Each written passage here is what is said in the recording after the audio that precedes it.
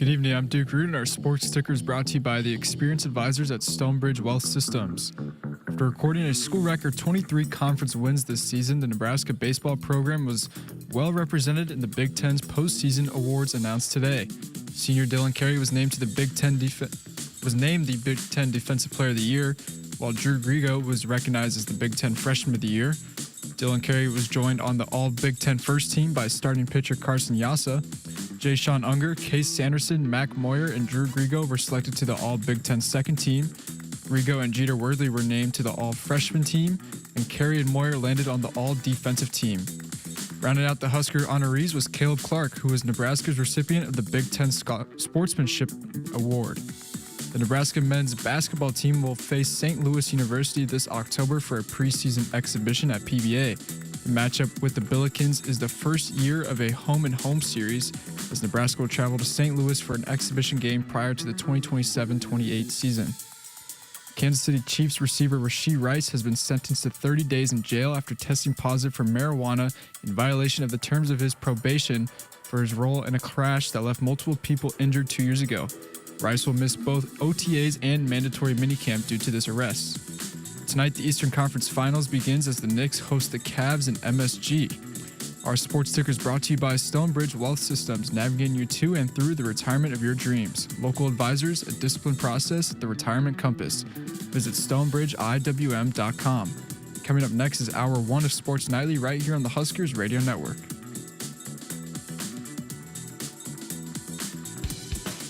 Coming to you live from Memorial Stadium, it's Sports Nightly. All the Huskers, all the time. Sports Nightly is presented to you by the NDOT Highway Safety Office, who remind you to buckle up and put the phone down. Here's the 0-1. Carey swings and rips one past the third baseman down the line. Moyer's going to score. Worthley headed to third. Carey will stop at first. And Nebraska has come all the way back to tie it at 6 apiece here in the top of the ninth. 1 ball, 1 strike on the Husker center fielder and leadoff hitter. This pitch is crushed to right. Sutherland to the track, to the wall. Mac Moyer just hit it off the scoreboard. A 2-run bomb to right. And Nebraska has another 2 spot on the 2-run shot from Moyer. It's 4-0 Nebraska. 2-2 the count. Here it is.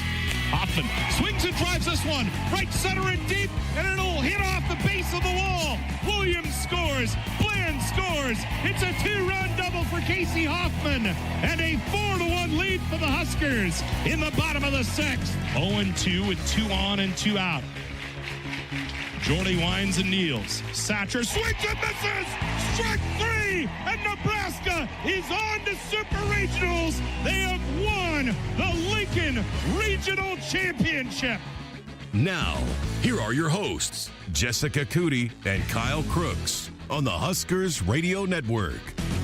Hey everybody, welcome in. We've got a full 2 hours of Sports Nightly headed your way. Lots of Kyle and Jess this week. I know. I don't know if people love it. How does this look with the, if I were to put the mic up higher like this, does this look unnatural? I thought you were going to start standing up all the time. You know what? It's a good point. Actually, I don't want to do that because then it would mess with the cameras at the Your current hair's moment. kind of frizzy today. I know. You know what? I've been flipping it back. For those on radio only, you're missing out because it's something today. It's a flow, as the kids would say. Thought it might be the weather. Yeah. You know what? What I noticed when I left the office earlier before I came back, it actually got warmer as the day went along. Yeah, it did. Did you notice that? The sun came out. The sun came out tomorrow, in this case, today. The weather's been weird. I mean, first of all, we left in a panic yesterday and ended up not really doing much around us, around the studio. We were okay. I know a lot of people got hit. But then now it was warm. It was so hot. Like, I was fried on one side after watching some softball games over the weekend.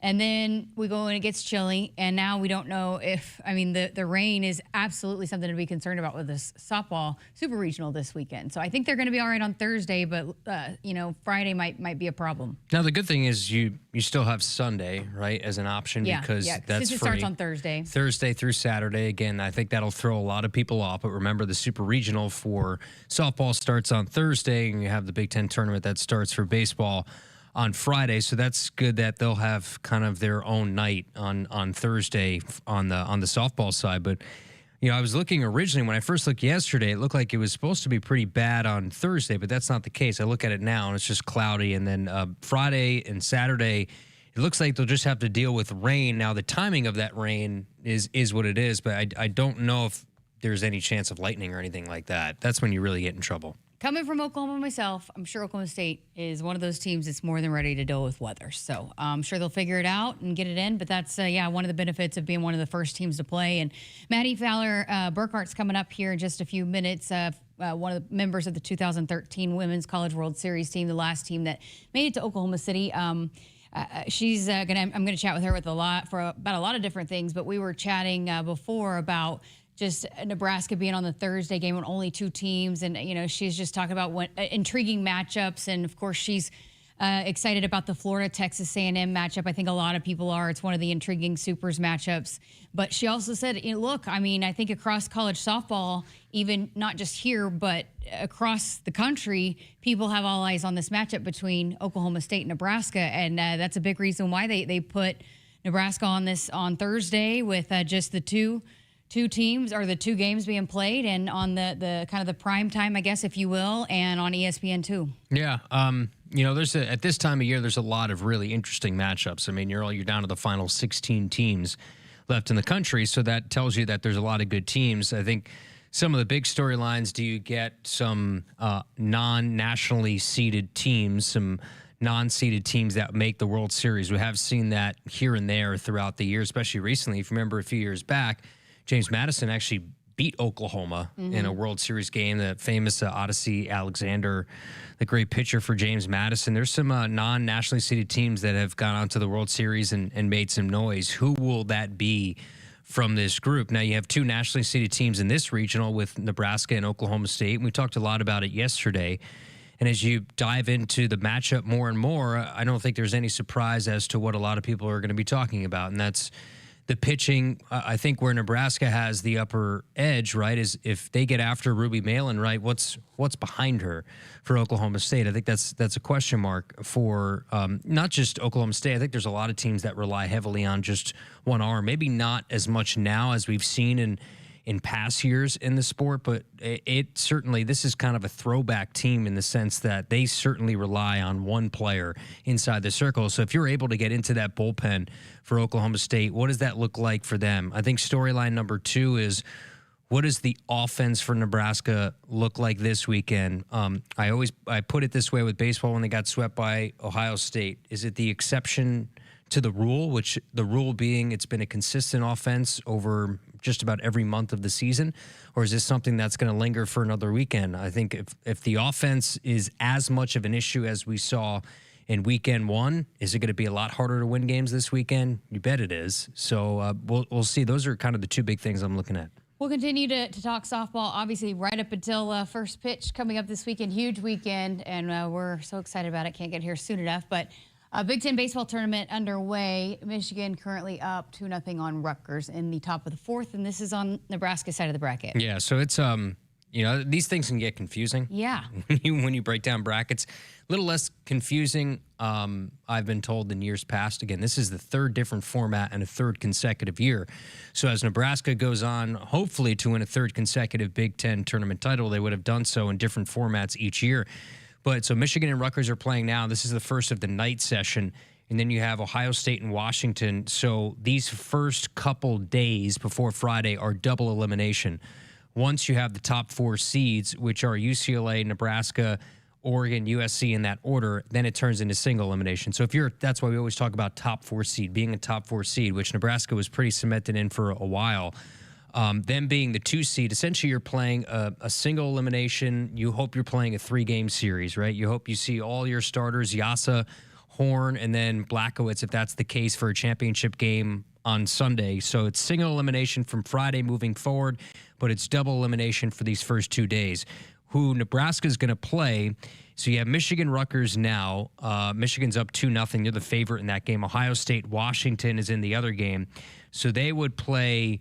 the 2 losers of each game would play each other, and Nebraska would play, I believe, the winner of that game against the winner of whoever comes out of the top half of the bottom half of the bracket. Clear as mud, Kyle. It's so hard to describe.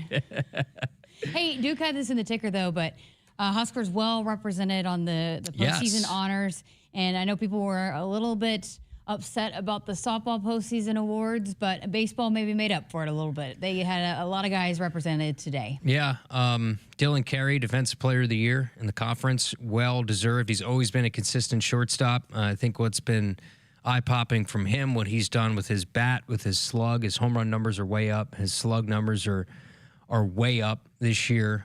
He really went to work offensively in trying to get some pop in his bat, and you saw it ever since he first came back in the fall to what he has now become as a power-hitting shortstop. And then Drew Grigo, those two headline the awards. Grigo won Big Ten Freshman of the Year. Was hopeful that would be the case. He's just been ultra consistent. Talk about a guy who's been unselfish. He was a high school shortstop, a shortstop in the fall primarily. That's the one position you saw a lot of his run at. They had a need in right field when they had some things defensively they had to work out in the corner outfield, and Drew Grigo is somebody you have to get in the lineup, especially with his bat. He found his way in there consistently, and boy, he is just taking that opportunity and run with it to be a Big Ten Freshman of the Year. Jeter Worthley also on the all-freshman team. You have Mac Moyer, who I was hoping would be a first-teamer. He was a second-teamer. Case Sanderson, who is somebody that doesn't get talked about nearly enough, but his defense, he's a plus defender. That goes without saying. But his offensive numbers, the biggest part of this resurgence, you have a lot of guys having career years offensively. It goes to the numbers that they put up, especially over the last 7 games. They've won 7 straight, but all year they've been a top offense in the Big Ten. But you have a lot of guys having career years, and that is showing itself out here in the conference recognition. And then Yasa was first team as well. Yeah, and so, again, because they took care of business and set themselves up where they're the 2 seed, so you get, a rare 5 days between games. Mm-hmm. What's going to be the focus this week, would you say? Yeah, and I should also say Unger, too, was on that list. He was second teamer. Focus for them, one, you want to get rest, right? I think it's important that you have this, you've earned this opportunity to get a few days. I mean, it can be pretty exhausting. You're playing a midweek, you're playing a weekend, you're traveling a lot. That could really run down guys. I think the good thing is over the last week or so, you've been out of school. So I think this is the time of year that you could really put everything and anything into your sport, whatever sport that may be in the spring, because you don't have academics to work to kind of work yourself up. But I think for them, continue to get healthy. Guys like Will Jeske get the hamstrings healthy, but also I think the biggest area of concern heading into the Big Ten tournament, if there is one for a team that's won 41 games and a program record 23 in conference, I would say is probably areas of the pitching staff, right? But some of those things are not going to get worked out until you see them in game, right? So continuing to go through your routines as pitchers, taking your BP, there's only so much that you could do this time of year. But the one area I'm going to look at is outside of Jay-Sean Unger, what does that bullpen look like this weekend? There are some guys who have cemented some roles as we've gone along, some guys you're a little bit more confident in. And then also, if you find a way into a championship game, who would be that guy? Who would be the Sunday guy? Maybe heading into a regional. Is it Blackowitz? Does Katsky work himself back in? You see, Yasin has been so good, a first teamer, and then Horn has worked himself, transitioned back from a bullpen to a starter flawlessly.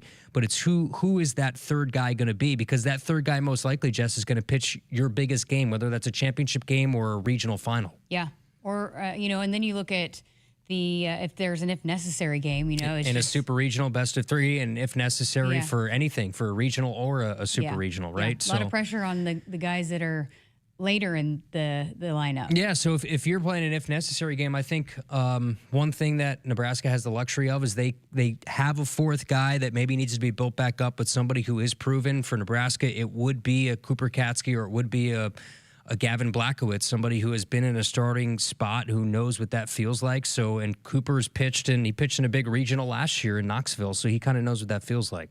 Great stuff. All right, we got to get to a break. Coming up next, going to talk more softball with Mattie Burkhardt, a member of that 2013 Women's College World Series team for the Huskers. So we'll dive into a little bit about that and also the matchup coming up this weekend. So keep it here on Sports Nightly. What does it mean to be locally owned and operated? For Cenex, it means everything. It means that we know if you take your coffee to go or if you like to stay a while. It means we've helped Little Leagues get jerseys and local festivals get funding. It means we know what our communities need. So you'll always leave Cenex with a full tank, full of snacks, or full of smiles, or all of the above.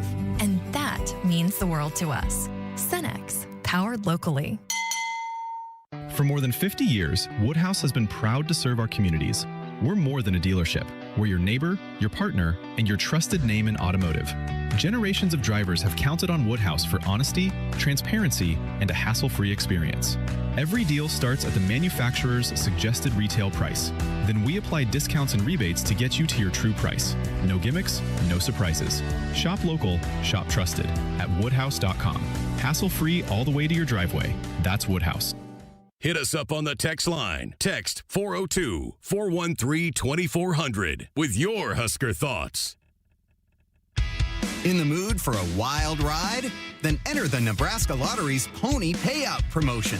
Until July 28th, when you enter non-winning Pony Payout scratch tickets online, you could win a 2026 Ford Mustang GT Fastback. Gallop over to a Nebraska Lottery retailer and play today. Ford Mustang is a trademark owned and licensed by Ford Motor Company. Ford Motor Company is not a sponsor of this promotion. Pony Payout top prize odds 1 in 120,000. From the chant of Husker power to Allo Fiber powering your home and Husker Nation, Allo is the teammate you can trust. Whether you're streaming at home with Allo Internet, watching on the go with DirecTV through Allo, or checking stats and scores on Allo Mobile, Allo keeps you in the game. Bench the other guys and team up with the official Internet, TV, and mobile partner of the Huskers. Go Gig Red. Visit allofiber.com/Husker Radio. You expect your home to protect everything you love, but you don't expect the ways water is breaking down your crawl space and damaging your home. Musty smells, sagging floors, mold are just a few signs your crawl space is compromised. But there's one way to get answers to all your concerns: a free home inspection from Groundworks. We put water back in its place. Get your free inspection at groundworks.com. License number C142293. I got to see my brother get married. I would have missed my dad's birthday. Because I wore my seatbelt, I had the privilege of being part of his special day. I got to go home and see my family again. Does it click yet? Brought to you by NDOT Highway Safety Office. I would have never had the chance to see my daughter become a doctor. I was able to go to my brother's graduation. I wouldn't have adopted my first pet. And then it clicked. My seatbelt saved my life. Does it click yet? Brought to you by NDOT Highway Safety Office. We're here for those who build America. Those who believe that giving everything we've got today will pay off tomorrow. Who will drive America forward for 250 years to come. If that's who you are, you value what we value, and you should pay what we pay.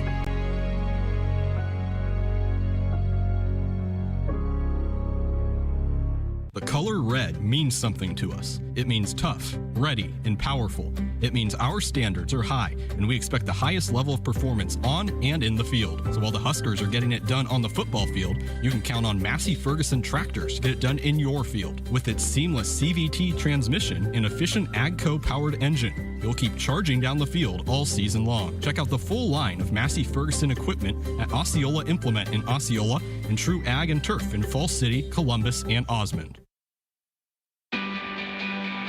Woodhouse has been a trusted partner in your everyday since 1975. Shop for your next vehicle with the home team at Woodhouse and the official auto dealer of Nebraska Athletics. Welcome back to Sports Nightly.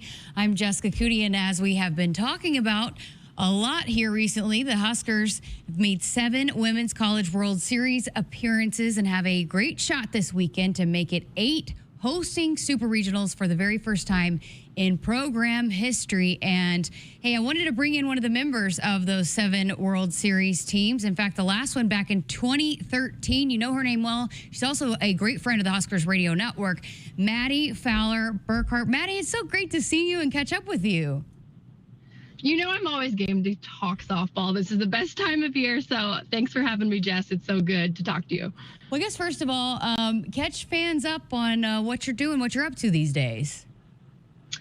I am back in my hometown in Tucson, Arizona, so working for the university there, but still a diehard softball fan. So I know my coworkers for the last 4 weeks, I would say, not even just the last 2 weeks, have heard about everything to do with Husker softball. It was really funny because the dean of our business college, I think I talk about it so much that it even infiltrated like his algorithm on social media. So he was getting Husker softball feed for his social media feed. So don't worry, I am spreading the good word about Husker softball down in Tucson. We love to hear it. We love to hear it.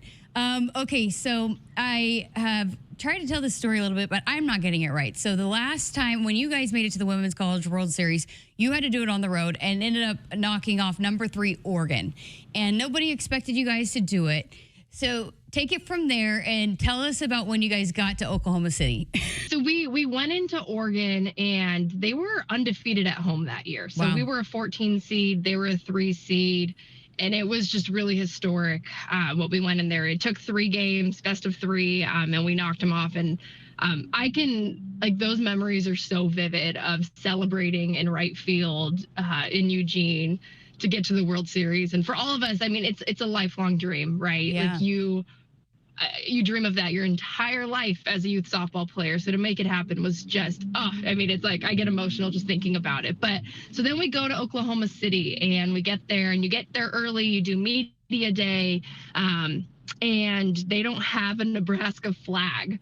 So all of the team final 8 flags are supposed to be up kind of around the ballpark, and they had not banked on us being there. So there was no Nebraska flag. It was on its way, and they hadn't printed any Nebraska t-shirts yet because that was kind of a late order. So it was one of those things that we were trying to use it as fuel. Like, they didn't think we'd make it here. We were the underdog, and but it was a blast. I mean, doing the media day production, being in Oklahoma City, and seeing the fan support and the little girls who line up, and just how loud that stadium is. It is an incredible professional feeling for a college softball player.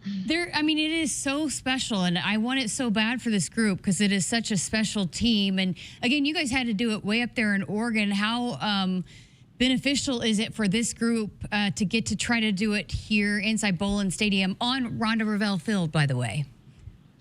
It is having that home field advantage is so important, but I just want to reiterate to everyone, it is so hard to make it there to Oklahoma City. I mean, the talent level is insane, and even the field this year, it feels even more wide open than it's ever been before, where when they were coming out with those 1 through 16 regional seeds, there was 8 different, methodologies they could have used to re-rank it, because that's how competitive this is. So I just want to reiterate to people, it is so hard to make it there. The talent is elite. Everything has to go right. I mean, it's one of those things where you need a squib hit to drop in somewhere. You need a little bit luck your way. You need maybe an error, right? Because these are going to be tight games. But that's where the fans can show up, right? If it's going to be a 1-run ball game, that's where Husker Nation can be the difference maker and bring that energy when the team needs it. Even if if we need a rally, right? That can start with the fans. And I think back to the basketball run, right, in March Madness, and there was a time where it felt like, I was watching from home, but it felt like the fans willed, Fred Hoiberg's team to get back in that game, and the fans weren't going to let it go down without a fight. So Bolin Stadium can be that difference maker too, and Rhonda Revelle Field at Bolin Stadium, as you said. So when should fans get the loudest? When they're hitting, when the Oklahoma State's hitting, or when they're pitching, when Nebraska's hitting? That's a good question. One of the moments that I love when fans really step up is when you can tell the other team is trying to, call a timeout or do something to crush momentum, right? And, say we've got a rally, we've got 2 runners on, and they take a long circle visit to try to reset their pitcher. Don't let them get comfortable. That's when the fans can really push through those moments. Yeah. Okay, well, that's good to know. Okay, so you've been watching a lot of softball. Tell us about, again, potentially having success against Ruby Malin. We've talked a lot about this, and that's the big storyline going into it. A lot of Nebraska talent on this field, and especially with the pitching matchups. What's going to be the key to potentially having some success against her for our hitters?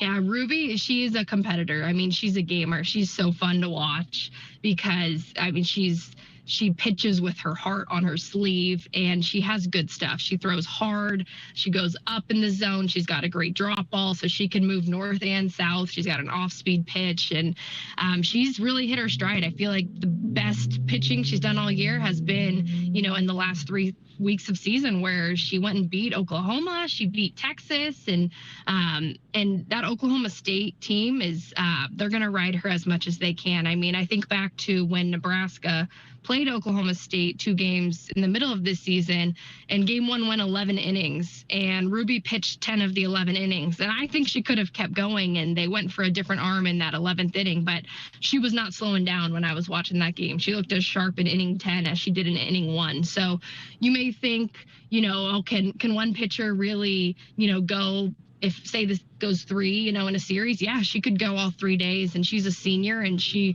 wants to get her team back to OKC. So I expect to see Ruby Malin pitch until she can't pitch anymore, and she's a competitor. It'll be a tough battle, and I know they're watching tape on her. That's kind of how this week goes. It's nice when you've played someone already, because you can watch your exact at bats against that pitcher and see, you know, what sequence did they use to get you out, where were your swings and misses, where did you have success, and prep for that. So it'll be a dogfight. It's going to be interesting, fascinating for sure. Where Nebraska has maybe a little bit of an advantage is they've got 2 pitchers. How much do you love Alexis Jensen?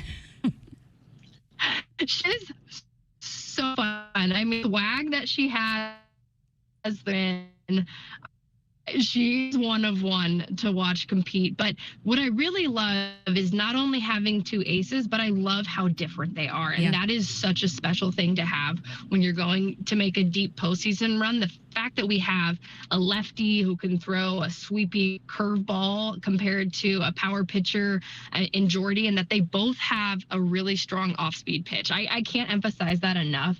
These hitters these days, Jess, are so good. I mean, you've seen the home run numbers this year. It's insane. It's hard out there to be a pitcher, and you have to have a good off-speed pitch. And Alexis and Jordy both have an elite one that they can pull the string on, and that's a difference maker for them. So the fact that we can start either one can close, they can come back and re-enter, it gives us a lot of options. And I think that's the difference maker for Nebraska, is they have 2 arms that they can go on because these hitters are good.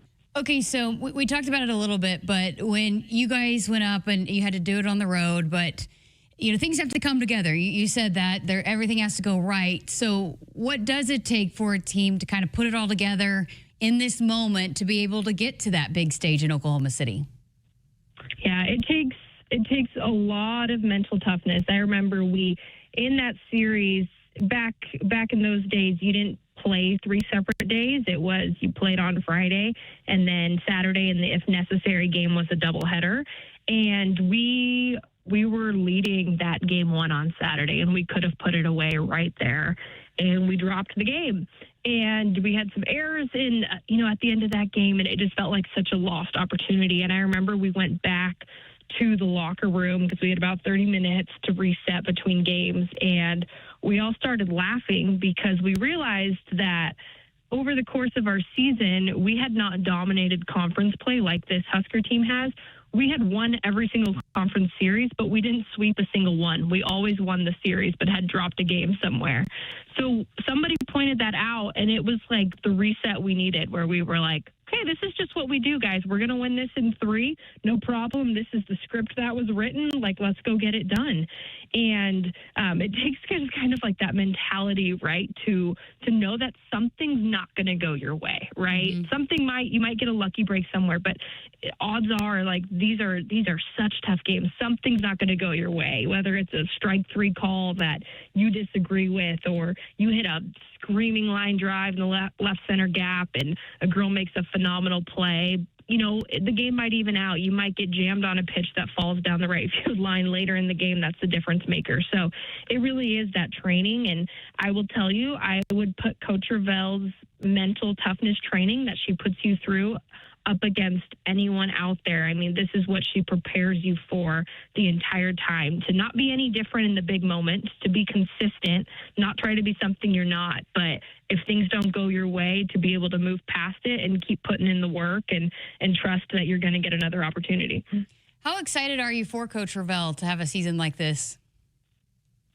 It is the coolest thing. I mean, she has been the mainstay, and Coach Sipple, you know, I never want to leave her out too, because she's been there every step of the way. But you know, they have done this. They have put in the work. They've had success. I mean, thinking back to when they played, and then of course the Peaches James era, and then there have been several years we hadn't been, and then we pull it together in 2013 to get back and put this team back on the national stage, you know, with Taylor and Tatum Edwards leading the way, and then it was a little rocky there for a while, and you know, she turned it back around. And I think back to, I think it was the 2022 team who won the Big Ten tournament. And that was, I think, a really important moment, that squad who went on a run to get Nebraska back into postseason. And then they never looked back from there. But it's so special. I'm so happy for the coaches to have this moment to host Super Regionals at Bowlin Stadium, something that has never been done. Even back in the Peaches James era, I want to point that out, there wasn't always the super regional format. It used to be just a regionals and then on to the World Series. So it's changed over the years. But, you know, I'm so happy for them to be able to see that this is like the hardest ticket in town to get right now. That's incredible for softball to have that kind of momentum, and for them to do it with a team full of Nebraska kids is even more special. I mean, they are so proud to wear Nebraska across their jersey. That comes across, you know, even if you're just a casual fan turning on a game, how proud these girls are to represent this state. Okay, so one more kind of X's and O's question. I think maybe some folks a little surprised that this team didn't score as many runs as maybe we're used to, because they've just have been electric in what they've done at the plate, but a little lower scoring games over the weekend. But we were talking before we came on the air about just that they were, especially on Sunday, that they were hitting the ball really hard, made good contact, had good at bats. It just happened that there's some good defensive plays made. But what's kind of, I guess, your message that, you know, for folks maybe worried a little bit about the bats going into this one? Because it's going to be hard to get runs both ways for these teams going into this weekend, right? Yeah, a lot of people texted me that exact question to ask, and they're like, are you nervous that we needed more run support? And my answer was, not if Jordy and Alexis are going to pitch like that. Then we just need 1 or 2 runs. But also, that's just kind of postseason. It really does not matter what it looks like. A win is a win, and I never try to overthink it, because all bets are off in postseason. But I do want to remind people, looking back to when we played Oklahoma State this year, it was a 2-1 11-inning ball game, and it was a 4-3 ball game. So that's a prolific offense down in Stillwater. They've always had good offense, and if you look at what they did in regionals, they put up a lot of runs. But I'm going to look at what happened when we played them head-to-head, and it was a really tight ball game, and that's what I expect to see. But I like you said, I also think Nebraska put some better at-bats than maybe what they had to show for it in the runs column. I mean, I'm thinking of Ava Kuzak and in particular. I felt like she had 3 or 4 line drive shots that just were not falling. And that's where, like I said, the game can even out in funny ways. And so you can always count on yourself that I had a quality at bat. Maybe I didn't have something to show for it this time, but if I keep putting quality bats together, something good's going to happen. So that's all you can focus on. But it is going to be a fun ball game. And I'm old school. I like those 2-1 ball games. It's been the year of the hitter with all these crazy home run records and everything. But you give me a 2-1 ball game every day, and that's what I'm signing up for. Okay. Hey, and you're going to make the trip here, and I know a lot of former Huskers that played here are going to. This really means a lot to you guys, too, to see this team do what they're doing this year, right? It means so much. It's been really fun. I mean, I'm in a group text right now with like 17 other alumni that I played with. And I've heard from people who are flying in from Ohio, from Kansas, from Washington, from California, from Colorado. I'm flying from Arizona. I mean, you name it. People are people are spending the money and to come back and get together. I mean, people are like, where's the tailgate? When are we getting together? How are we organizing? How are we going to bring the energy in the stadium? And it's just something that you feel like you can't miss. I mean, it's that sisterhood for forever. And we're also, a lot of us are romanticizing when we did it in 2013. But it's also really special. And this doesn't happen a lot of places. The fact that Coach Ravel has been that coach for so long. I mean, there are alums from the 90s that I know really well. There are alums from the early 2000s that I know really well. And it's because we have a constant in a coaching staff with Coach Ravel and Coach Sipple. And I never want to take that for granted, that makes a really special alumni base and family, because we've had a constant leader. That gives me chills. And it speaks to that culture, right? That it's just passed down from generation to generation. And it connects you guys in a way that I don't think you always see. No, I mean, we had our 50th anniversary last year, and we had over 100 alumni come back for that. So trust me, it's been a poppin' group chat, as everybody's gearing up and people are bringing their young kids who haven't been to a ball game at Bullen Stadium before, and going to see Rhonda Ravel's name on the field for the first time. So it'll be an emotional weekend, but it'll be a blast. I'm glad you guys got tickets because, like you said earlier, it's the hottest ticket in town right now. It is the hottest ticket in town, and I keep telling people, I mean, everyone's been stressed about it, but I'm like, it's a pretty cool problem to have, that it is so hard to get a softball ticket in Lincoln, Nebraska. Well, great stuff. We'll look forward to seeing you and a bunch of former Huskers, some Husker alumni being in town with a lot of Husker Nation there to support Nebraska softball for the first time hosting a super regional. Thank you so much for your time. And, yeah, can't wait to see you out here this weekend. Go Big Red. It's going to be fun. Love it. Love it. Mattie, Fowler, Burkhardt, a member of that 2013 Women's College World Series team. So going to be here this weekend cheering on the Huskers. All right, got to step aside for a break. More coming up right after this. We're here for those who build America. Those who believe that giving everything we've got today will pay off tomorrow. Who will drive America forward for 250 years to come. If that's who you are, you value what we value, and you should pay what we pay.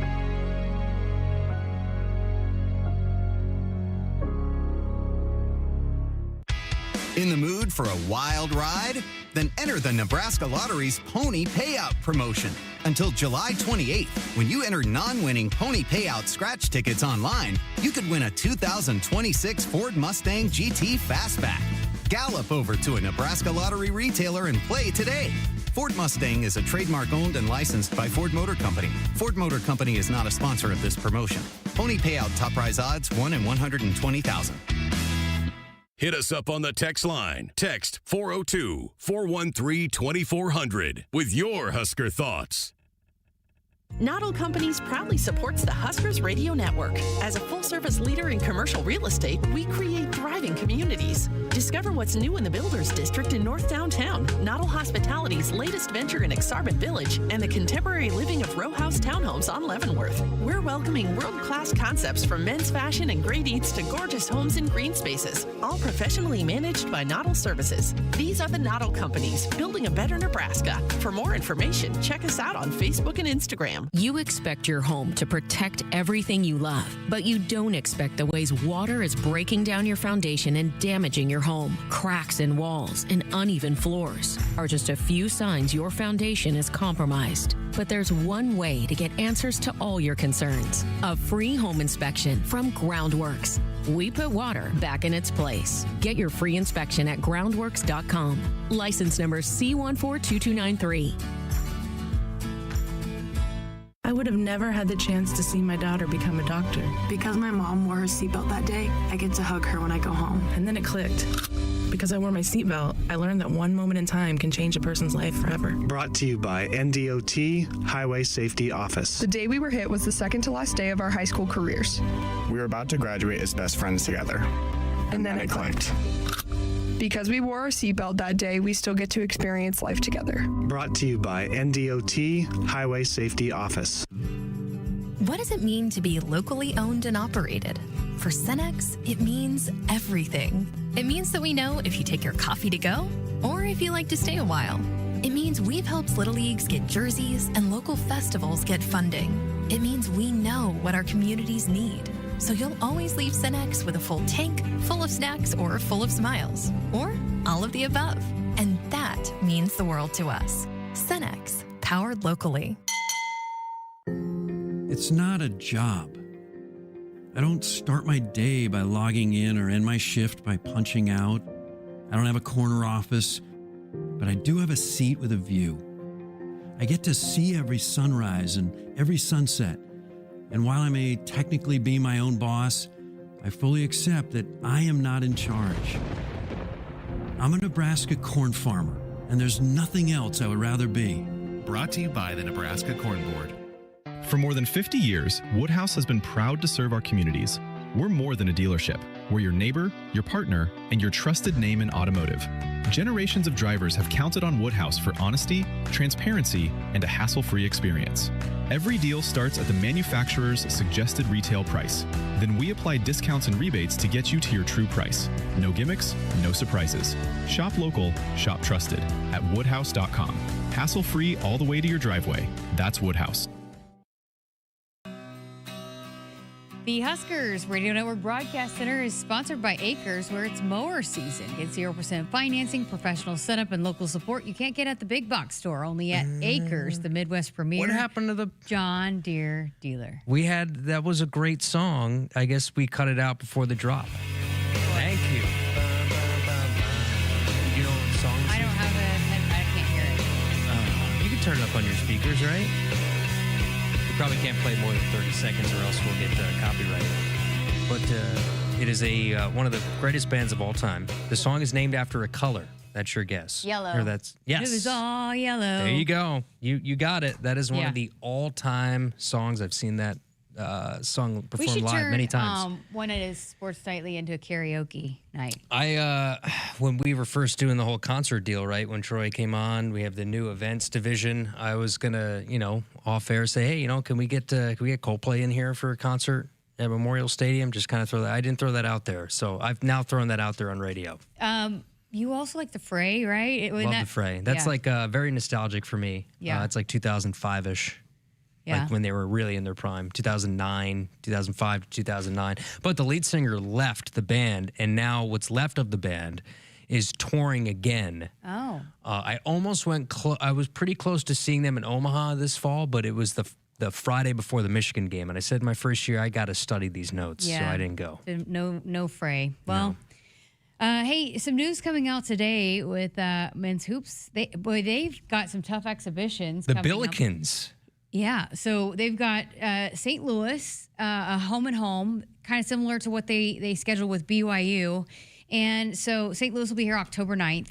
And they loosened the rules with the exhibition games, a couple years ago. So they're able to kind of schedule a little bit tougher teams, get a better test. And so you're allowed 3 exhibition games now. And so Coach Hoiberg really talked about, when they scheduled that BYU exhibition last year and how important that was. And think about going into that. We didn't know what this team was. We still talked about it all the way towards the end of the year. Yeah, and we didn't know kind of where they were voted in preseason polls, and no one really expecting much from this team. And then BYU is a top 10 team coming in here and has potential lottery draft pick and all the talent and all the money spent from NIL to put together this roster.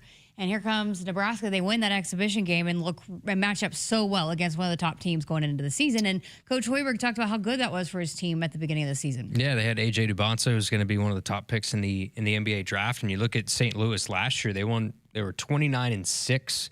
They blew out. They obliterated Georgia in the first round of the NCAA tournament. They scored over 100 points. They lost to the eventual national champion, Michigan Wolverines. So you're playing a tournament team, not just a tournament team, but a team that won a tournament game. It wasn't a first 4 game. They won a round of 64 game.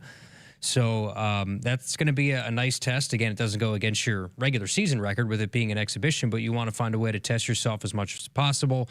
And you still have, so that puts 2 of the 3 that are out there for potential exhibition. You wonder if the other one would be a Division II or an NAIA local school around the area that would have the opportunity to come to PBA and play a game. I know Coach Hoiberg in the past has done stuff with, guys from Nebraska or, former guys that have worked for him. And so, but I remember that, it called the game on Big Ten Plus last year, and that was the largest, obviously, exhibition crowd that they had. And I think that was part of the goal. And they had some recruits in. And so it was just a big weekend. And I think that's part of it, too, is trying to get the momentum going early with the excitement about this team. And so you kind of saw it from the beginning as opposed to building, going into conference play. It really was there from the start. Yeah, I think we were kind of searching for something to get excited about when it came to basketball, and it came right away. It came with that matchup. I went to that game. You called that game for Big Ten Plus. Just understanding, I think more than anything, the notoriety of who was coming in here. BYU was a good team, preseason, top 10 team, and then A.J. DeBonsa with all the hype around him. I mean, he was the talk of college basketball before the season started, and we hyped that matchup up in the week leading up to, I think that was the week we played Minnesota on a Friday night for football, so the game was on Saturday. We were excited to kind of see that live, and I think Nebraska, in a way, not having been to every practice, sort of surprised us a little bit, I think, with what we saw out of them. Now, you weren't going to, exhibitions are different, right? Because you're not showing all the X's and O's. You're not showing defensive looks. It's like a spring game for football. You're not showing a lot of things, but I think we were pretty happy with what we saw, and it turns out it was a precursor for a really good season. Yeah. Also announced yesterday that they'll play Providence in the part of the 2026 Basketball Hall of Fame tip-off. That's at Mohegan Sun, right? Yep, in Connecticut. Coming up November 7th. So, one of the ugliest mascots in America. Battling Purdue Pete. You can Ben. Purdue Pete. They look similar, don't they? Ben and I have an agreement on that guy is scary, and I think the Friar is very not attractive either. Yeah, he is something. Yeah. He's a face a mother would love. Only a mother would love. He's a little scary. It's the mouth for me. It's the mouth doesn't close. It remains agape. And it's just like, and the eyes are, I think they were going for haunted. I do not like mascots that just have a head on a human body. So I'm not a big fan of Pistol Pete or Willie the Wildcat. But the two scariest for me, not the most unattractive, are the Friar and Purdue Pete. Like, those guys are scary. So on that note, got to get to a break. We're back to wrap up hour number 1 next. Applied Connective Technologies may be an award-winning IT company, but since day one, our passion, commitment, and top priority have always been about people. Hey, Lincoln, I'm Ed Knott, president of Applied Connective, helping Nebraska businesses and organizations to operate at their peak potential. We're proud to offer world-class support in the areas of managed IT and cybersecurity, phones, surveillance, door access control, cabling, audio, video, and more. To hear what customers say about working with us or for a free technology consultation, head to appliedconnective.com today. For more than 50 years, Woodhouse has been proud to serve our communities. We're more than a dealership. We're your neighbor, your partner, and your trusted name in automotive. Generations of drivers have counted on Woodhouse for honesty, transparency, and a hassle-free experience. Every deal starts at the manufacturer's suggested retail price. Then we apply discounts and rebates to get you to your true price. No gimmicks, no surprises. Shop local, shop trusted at woodhouse.com. Hassle-free all the way to your driveway. That's Woodhouse. Hit us up on the text line. Text 402-413-2400 with your Husker thoughts. What does it mean to be locally owned and operated? For Cenex, it means everything. It means that we know if you take your coffee to go or if you like to stay a while. It means we've helped Little Leagues get jerseys and local festivals get funding. It means we know what our communities need. So you'll always leave Cenex with a full tank, full of snacks, or full of smiles. Or all of the above. And that means the world to us. Cenex, powered locally. And now, introducing the starting lineup of your Nebraska Huskers. Starring Allo Fiber. At number 1, Allo Internet. At number 2, no satellite dish required. DirecTV through Allo. And at number 3, Allo Mobile. Allo Fiber, the official internet, TV, and mobile partner of Husker Nation. Level up your game and go to allofiber.com/Husker Radio. The Huskers Radio Network Broadcast Center is sponsored by Akrs, where it's mower season. Get 0% financing, professional setup, and local support you can't get at the big box store, only at Akrs, the Midwest premier John Deere dealer. Welcome back. Final segment here of hour number 1.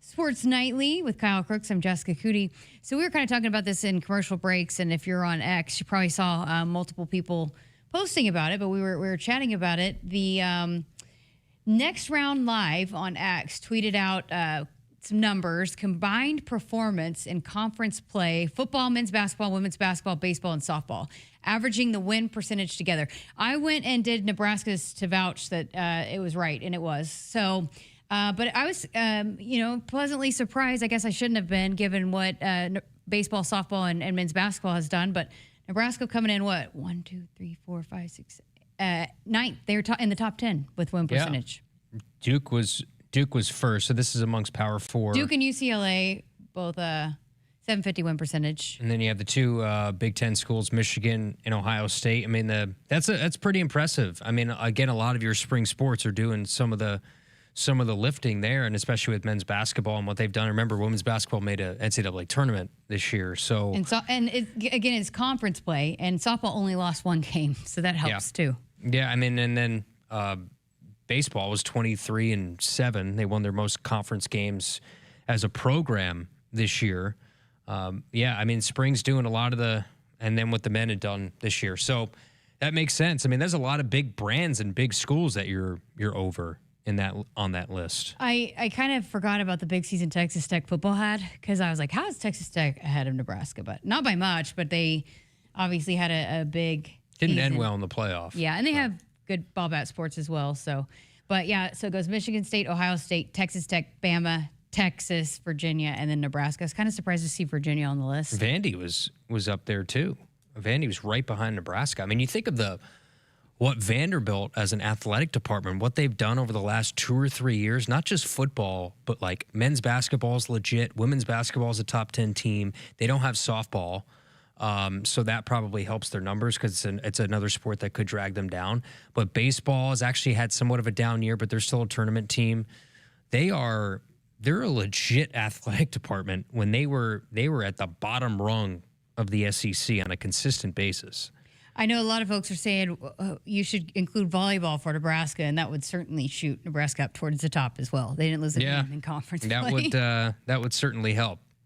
But I wanted to go back to what you were talking about last segment. I want people to tweet at us or text us their top 3 ugliest mascots. There's polls about it every because year. I've come up with a few. Okay. The one in New Orleans, the New Orleans baby cake, I think is what it is. It's like the baby mascot is terrifying. Let me see if I can find it. I had it right here. But there's some ones that are Friar Dom is the name of the Providence mascot, by the way. Yeah, not a fan. Freddie Fever of the Indiana Fever is up there. Okay. It's just like a giant dinosaur with giant red hands. I mean, there's some interesting ones in here. If you have any suggestions, feel free to contact the show, because this is a very hot topic. 1A and 1B for me is, and you will not convince me otherwise, is Purdue Pete. Just text Ben and see what he says about Purdue Pete. Don't give him any context, but ask him his opinion on Purdue Pete. I think Gritty. No, text him right now. Okay. Text Ben and say, hey, what are your thoughts on Purdue Pete? We can read it on the other side. Gritty from the Flyers, kind of endearing now, but he's pretty. The eyes, Gritty, the orange kind of fluffy thing with the big eyes. Yeah. So I know this is kind of a hot topic. My mom is obsessed with Little Red, like loves him, thinks he's so funny. How could you not be? Some people are not as much of a fan, but my mom is obsessed. She has him big picture blown up of him, and it's in her laundry room. But all right, got to get to a break. Hour number 2 of Sports Nightly coming up next. Hit us up on the text line. Text 402-413-2400 with your Husker thoughts. For more than 50 years, Woodhouse has been proud to serve our communities. We're more than a dealership. We're your neighbor, your partner, and your trusted name in automotive. Generations of drivers have counted on Woodhouse for honesty, transparency, and a hassle-free experience. Every deal starts at the manufacturer's suggested retail price. Then we apply discounts and rebates to get you to your true price. No gimmicks, no surprises. Shop local, shop trusted at woodhouse.com. Hassle-free all the way to your driveway. That's Woodhouse. The work is dirty and sometimes dangerous. It's the kind that can break your body, and if you let it, your spirit. But while there may be better ways to make a living, you won't convince me there's a better way to live. I'm a Nebraska corn farmer, and there's nothing else I would rather be. Brought to you by the Nebraska Corn Board. The color red means something to us. It means tough, ready, and powerful. It means our standards are high, and we expect the highest level of performance on and in the field. So while the Huskers are getting it done on the football field, you can count on Massey Ferguson tractors to get it done in your field. With its seamless CVT transmission and efficient AGCO-powered engine, you'll keep charging down the field all season long. Check out the full line of Massey Ferguson equipment at Osceola Implement in Osceola and True Ag and Turf in Falls City, Columbus, and Osmond. We're here for those who build America. Those who believe that giving everything we've got today will pay off tomorrow. Who will drive America forward for 250 years to come. If that's who you are, you value what we value, and you should pay what we pay.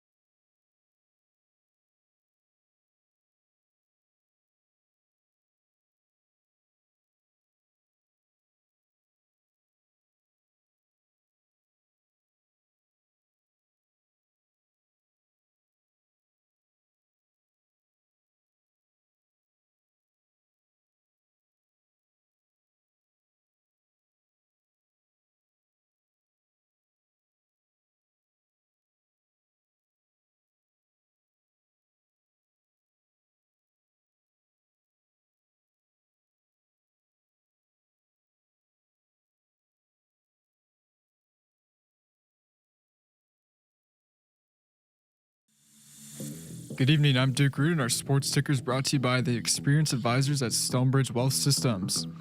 After recording a school record 23 conference wins this season, the Nebraska baseball program was well represented in the Big Ten's postseason awards announced today. Senior Dylan Carey was named the Big Ten Defensive Player of the Year, and Drew Grigo was recognized as the Big Ten Freshman of the Year.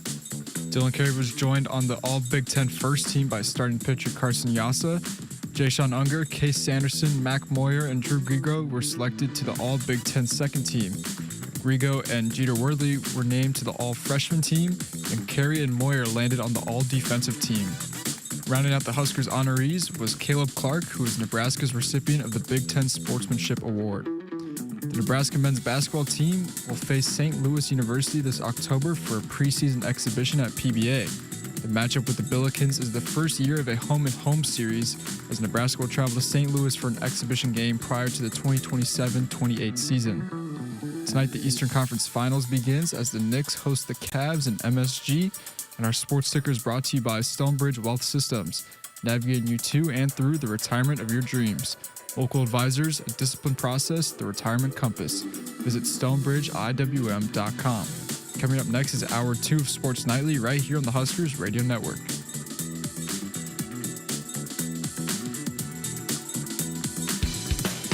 Coming to you live from Memorial Stadium, it's Sports Nightly. All the Huskers, all the time. Sports Nightly is presented to you by the NDOT Highway Safety Office, who remind you to buckle up and put the phone down. Here's the 0-1. Carey swings and rips one past the third baseman down the line. Moyer's going to score. Worthley headed to third. Carey will stop at first. And Nebraska has come all the way back to tie it at 6 apiece here in the top of the ninth. 1 ball, 1 strike on the Husker center fielder and leadoff hitter. This pitch is crushed to right. Sutherland to the track, to the wall. Mac Moyer just hit it off the scoreboard. A 2-run bomb to right. And Nebraska has another 2 spot on the 2-run shot from Moyer. It's 4-0 Nebraska. 2-2 the count. Here it is. Hoffman swings and drives this one. Right center and deep, and it'll hit off the base of the wall. Williams scores. Bland scores. It's a 2-run double for Casey Hoffman.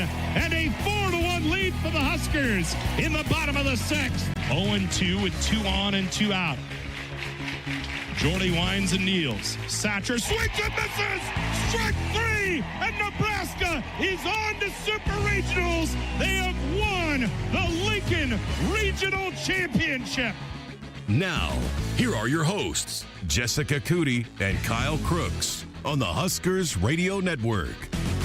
Welcome back, hour number 2 of Sports Nightly. In case you missed it, as we close out hour number 1, we got on the hot topic of ugly college mascots. What is up with us recently? We're talking most hated colleges or athletic departments. Now we're talking ugly mascots. Are kind of negative around here these days. There's some of these that I have forgotten. I'm more on the train of what are some of the good mascots.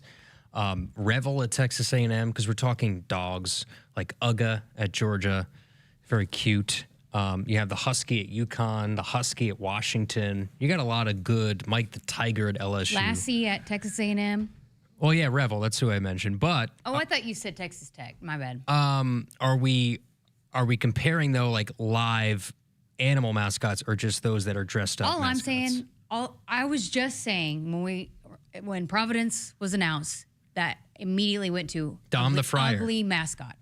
So that's where we went to. You took it. You're kind of obsessed with this topic because you spent that whole break looking up mascots. I did. But I wanted to get Duke's take on this. Who's your ugliest mascot? Yes, I'm kind of in the same boat as you, where I'm not a fan of the floating head on the person. Yeah. So I think my ugliest is the Arizona State Sun Devil. It's just a is that devil. A floating head?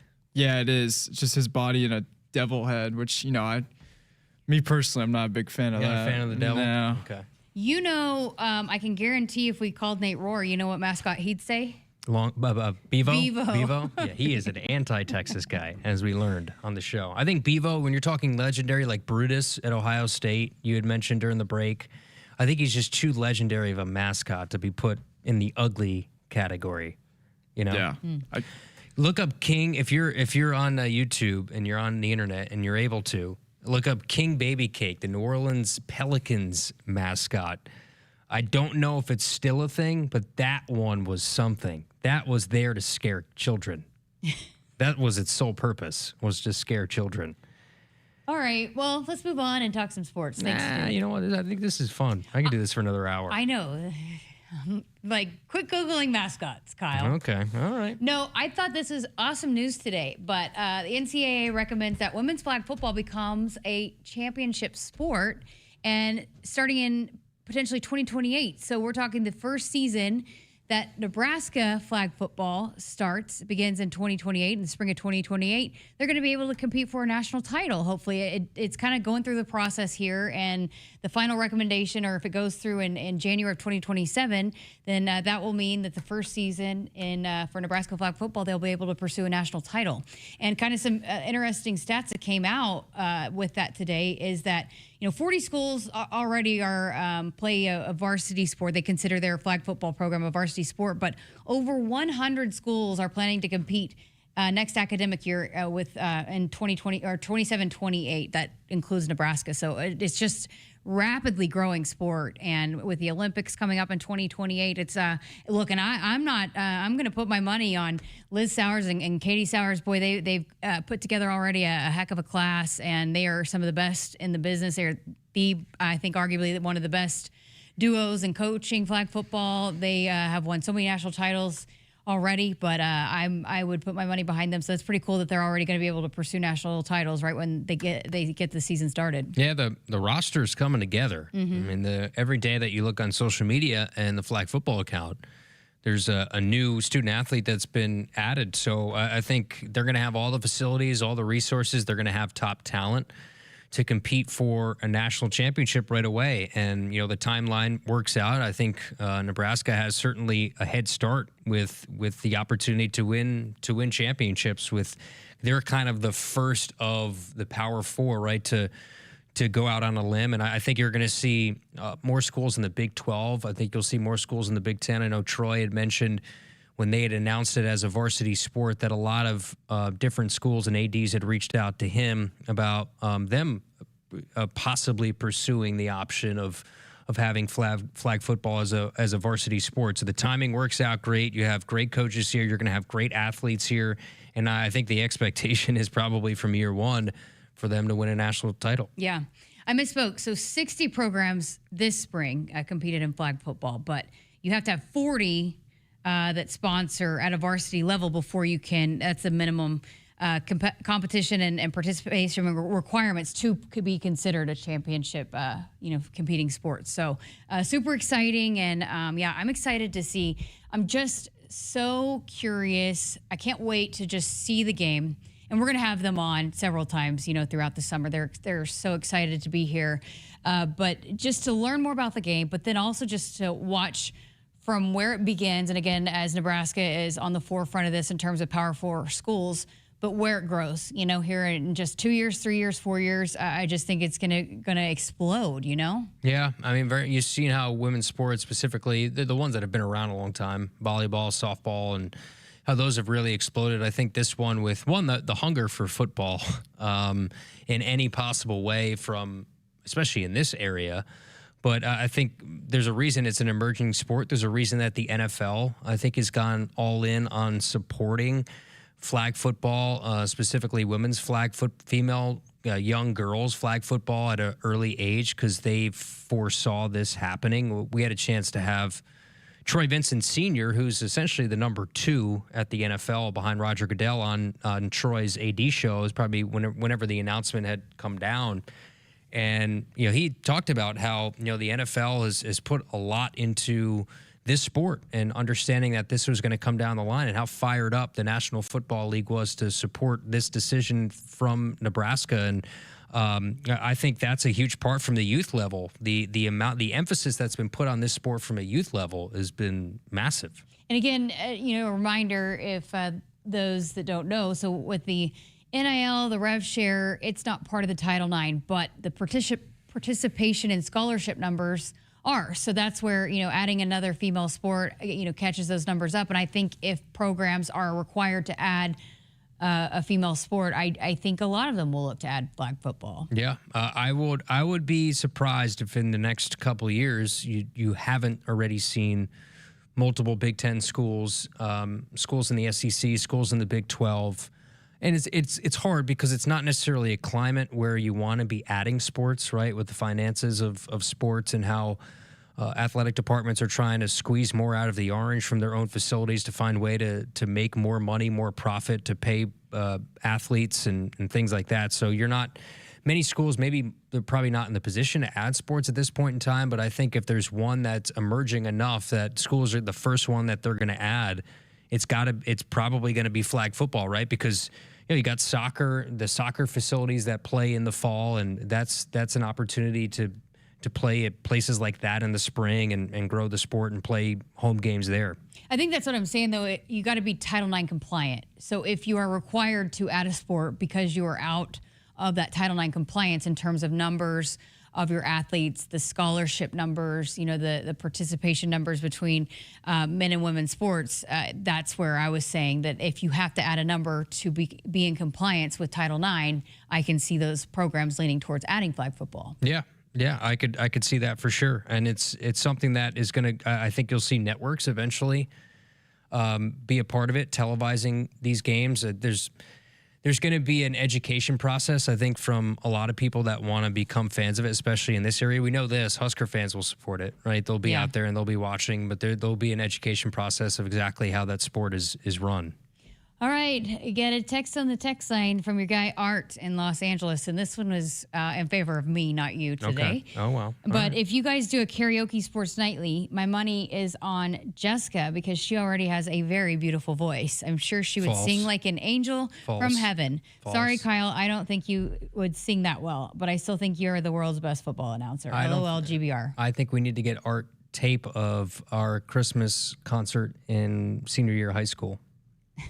I think that's you what singing we need to, I think with that's the choir. Did you sing by yourself? No, I sung with the choir. Yeah, so how will we know? It's easy to blend in. I like to let other people be the star. By the way, do you want the answer to your Ben McLaughlin text? Yes, I do. So, again, Set this up. Ugly mascot. Ben and I are very much in lockstep about Purdue Pete. So I told Kyle, no context, text Ben about Purdue Pete. Okay. And you're not a fan. You're not a fan of Purdue Pete. No. He says, I think he's the subject of a horror film. Exactly. So that is Ben's thoughts on Purdue Pete. All right. Well, let's talk a little football. More football, I guess. Coming up. Football. Wow. Football. The big dog, Jeremiah Sirles. I had a chance to catch up with him for an episode of the Sideline Slice presented by Valentino's Pizza. So we're going to play you a portion of that here coming up next on Sports Nightly. Woodhouse has been a trusted partner in your everyday since 1975. Shop for your next vehicle with the home team at Woodhouse and the official auto dealer of Nebraska Athletics. We're here for those who build America.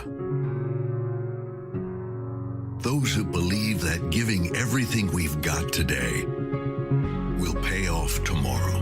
Who will drive America forward for 250 years to come.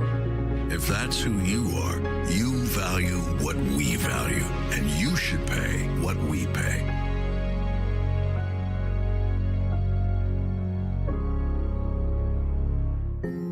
It's not a job. I don't start my day by logging in or end my shift by punching out. I don't have a corner office, but I do have a seat with a view. I get to see every sunrise and every sunset. And while I may technically be my own boss, I fully accept that I am not in charge. I'm a Nebraska corn farmer, and there's nothing else I would rather be. Brought to you by the Nebraska Corn Board. Hit us up on the text line. Text 402-413-2400 with your Husker thoughts. In the mood for a wild ride? Then enter the Nebraska Lottery's Pony Payout promotion. Until July 28th, when you enter non-winning Pony Payout scratch tickets online, you could win a 2026 Ford Mustang GT Fastback. Gallop over to a Nebraska Lottery retailer and play today. Ford Mustang is a trademark owned and licensed by Ford Motor Company. Ford Motor Company is not a sponsor of this promotion. Pony Payout top prize odds 1 in 120,000. From the chant of Husker power to Allo Fiber powering your home and Husker Nation, Allo is the teammate you can trust. Whether you're streaming at home with Allo Internet, watching on the go with DirecTV through Allo, or checking stats and scores on Allo Mobile, Allo keeps you in the game. With Allo plus DirecTV plus Allo Mobile, you get the ultimate teamwork. Internet you can count on, TV you can stream anytime, anywhere, and nationwide coverage you can depend on. Bench the other guys and team up with the official Internet, TV, and mobile partner of the Huskers. You expect your home to protect everything you love, but you don't expect the ways water is breaking down your basement and damaging your home. Mold, cracks, and of course visible water are just a few signs your basement is compromised. But there's one way to get answers to all your concerns. A free home inspection from Groundworks. We put water back in its place. Get your free inspection at groundworks.com. License number C142293. I got to see my brother get married. I would have missed my dad's birthday. Because I wore my seatbelt, I had the privilege of being part of his special day. I got to go home and see my family again. Does it click yet? Brought to you by NDOT Highway Safety Office. I would have never had the chance to see my daughter become a doctor. I was able to go to my brother's graduation. I wouldn't have adopted my first pet. And then it clicked. My seatbelt saved my life. Does it click yet?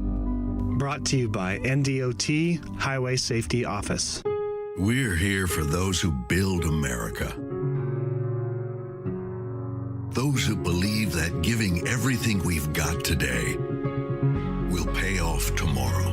Who will drive America forward for 250 years to come. If that's who you are, you value what we value, and you should pay what we pay.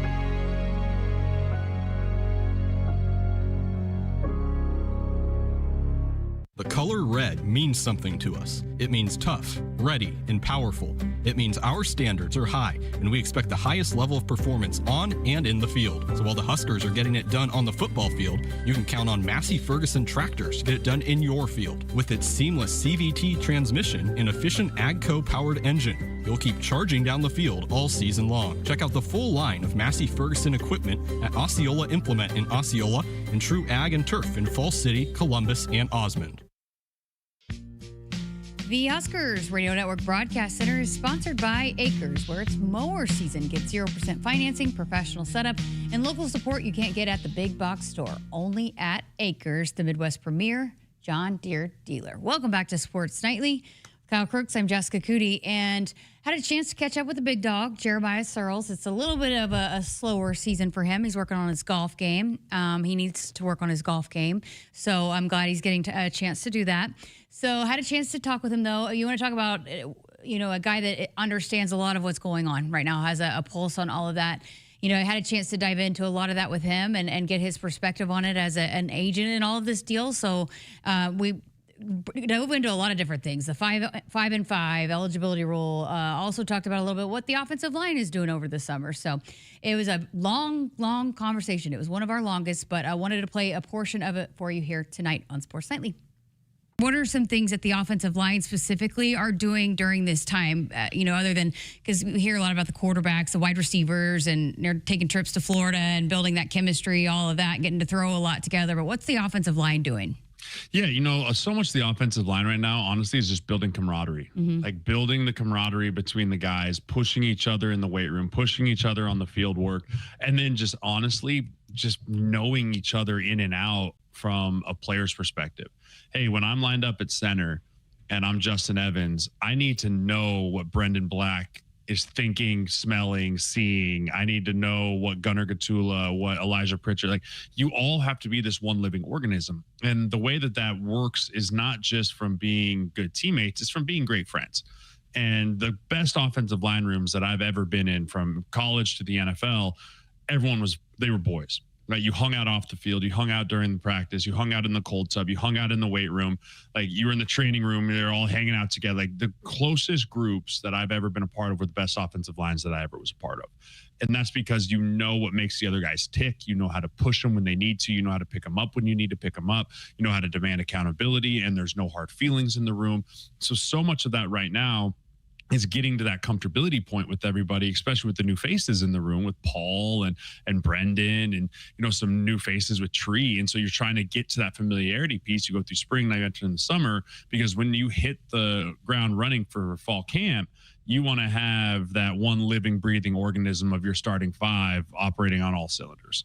And then from what you saw from the spring game, and we talked a lot about this in the last episode. If you missed it, go check it out. It's up, and we dove a lot into what Sirles saw. It was basically the whole podcast, what Sirles saw from the spring game about the offensive line, and he's really excited about it. But what are they doing, like weight-wise, body-wise? And again, they have specifics. They have all kinds of science and everything, and for each specific guy. But from what the little bit that you got to see from what they ran offensively, and we keep hearing this is a very athletic offensive line. What do you think they're doing and maybe targeting weight-wise, strength-wise, all of that right now before they go to fall camp?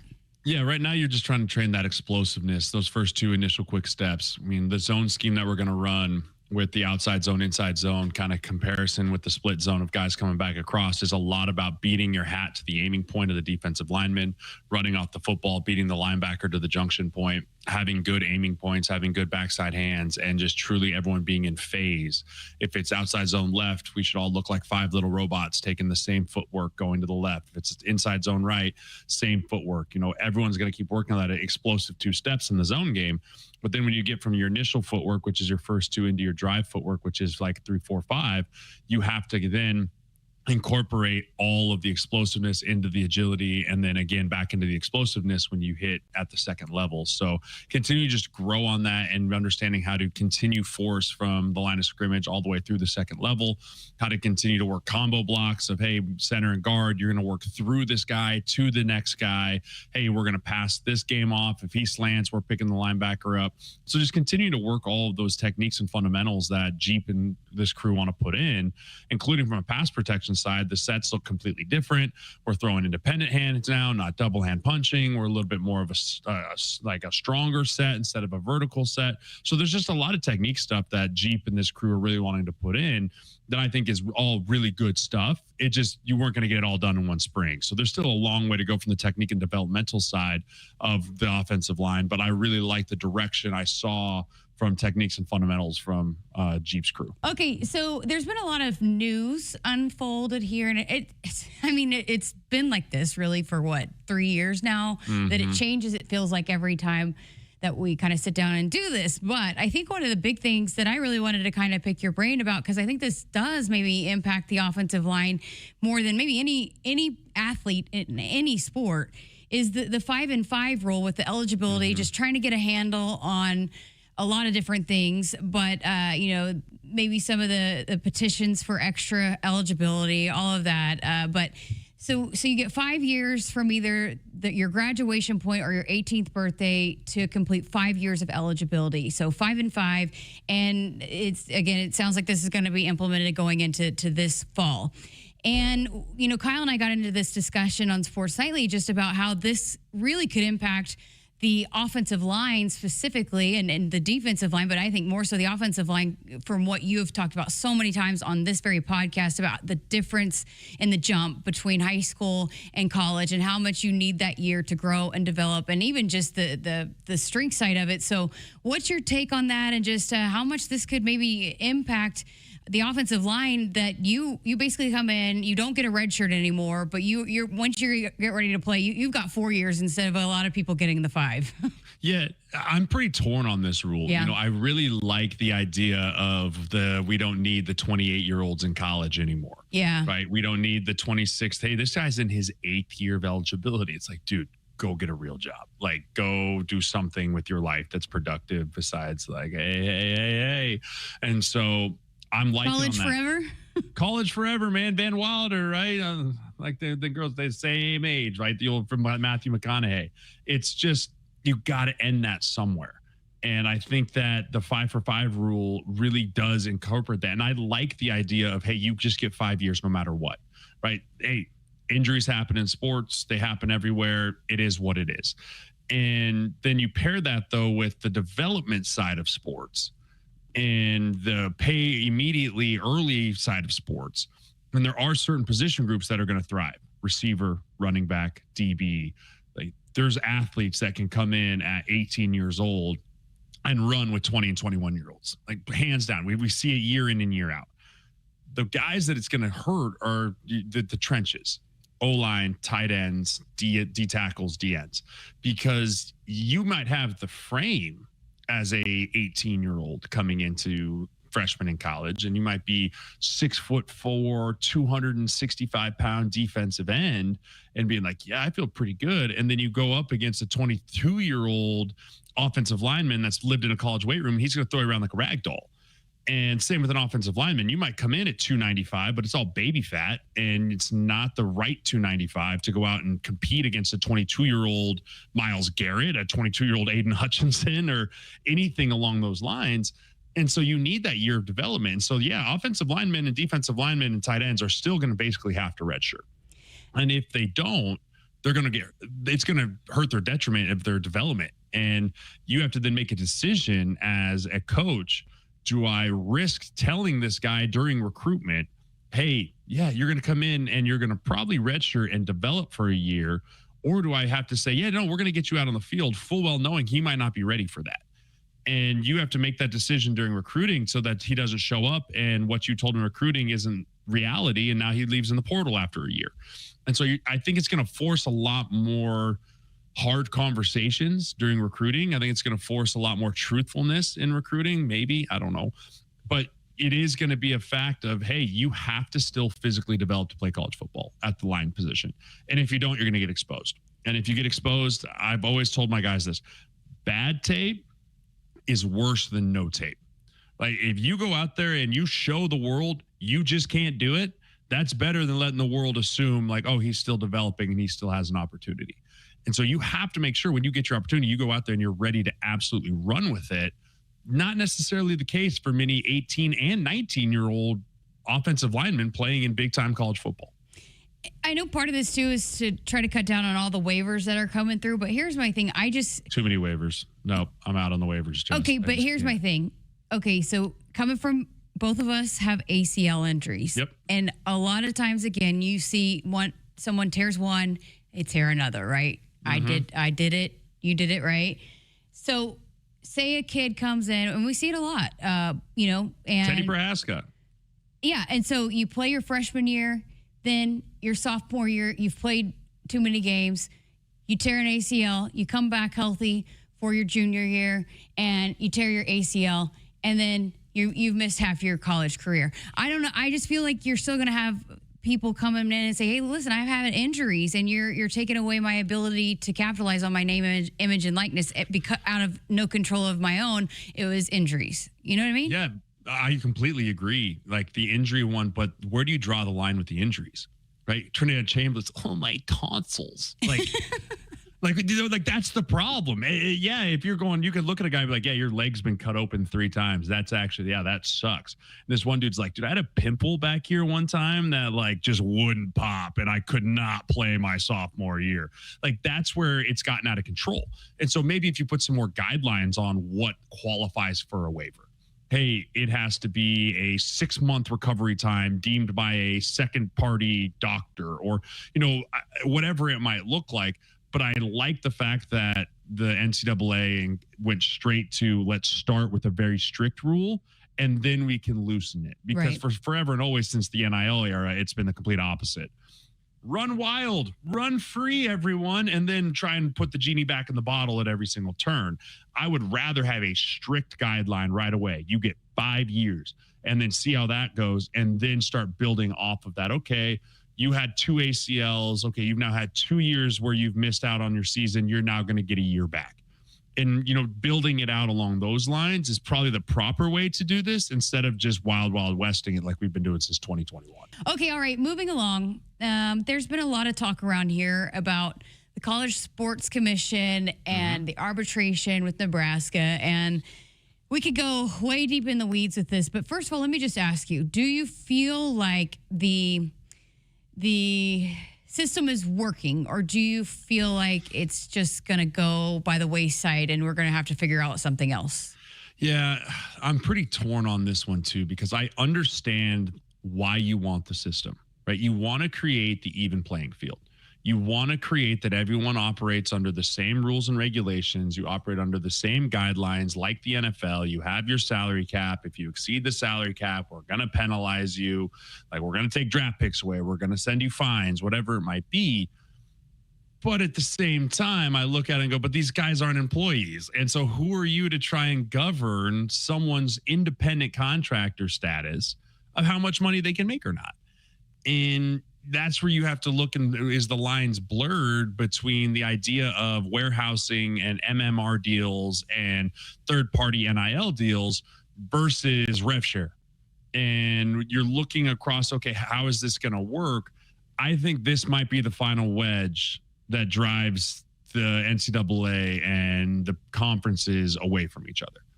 I think the College Sports Commission, the NCAA, coming down saying, we can determine how much a player's value is. We will review these. We will say yes or no. We have our own little formula, and we can kind of pick and choose who we want to go after, is going to be the final wedge that the Big Ten, the SEC, the ACC, the Big 12, and maybe else are just like, you know what, we'll just do this ourselves. We'll govern it. We'll build our own deal. We'll separate from the NCAA. We'll take football. We'll take basketball, and we'll just go create our own little league. And this might be the straw that pushes all of that over if they lose this court case that's coming up in June. And they come and say that, hey, no, the CSE can, well within its bounds, we will operate under this. That's probably the thing that pushes everything away, because that way you can make them employees. You can put them under multi-year contracts. You can have enforcements into these contracts. It's not going to be free agency all the time. You can add some transfer rules into there because they are employees and they're not true student athletes anymore. So that's where we need to get to. This might push us there, but on the flip side, if we win this court case and everyone deems that the CSC is a joke and we don't have to listen to them anymore, we've just opened up another floodgates of, it's going to be unfair advantage. It's going to be very similar to the MLB of the Yankees market being enormous, the Oakland A's or the Vegas A's or whatever they are being a small market. And so you're going to have to compete with that, and that's going to move the needle for a lot of different ways. So this is going to be a really interesting next probably 4 weeks in the college sports world, based off how the court cases rule down on the CSC, the ability of MMR deals, the ability of third-party NIL deals, being certified or not certified, but being adjacent with the school, being an entity of the school. There's so many pieces that are going to fall in play here, and there's millions and millions of dollars that are promised to athletes at stake here. And that court case you're talking about is coming up, and Troy Dannon was on Sports Nightly the other day talking about this. Is basically, and part of what Nebraska was a part of are those third-party entities, are they associated entity, like Playfly, Learfield, all of that? Can they, right? Like, that's kind of what you're talking about, right? Can a third-party entity that is affiliated with the university, or is that third-party entity a part of the university? And then that's where then it becomes, okay, how are we distributing the money from that third-party university to the athlete? Is it on an individual basis? Is it on, hey, we can promise through our corporate sponsors that this player is going to make X amount over the course of this year? Here's a rough guideline of what it might look like. Here's an exact guideline of what it might look like. Here's just no guideline, and we're just going to make it happen. There's so many nuanced parts to this, and the CSC is kind of all over the map on what is allowed, what is not allowed, and there's no governing body looking over the CSC going, what's the rubric here?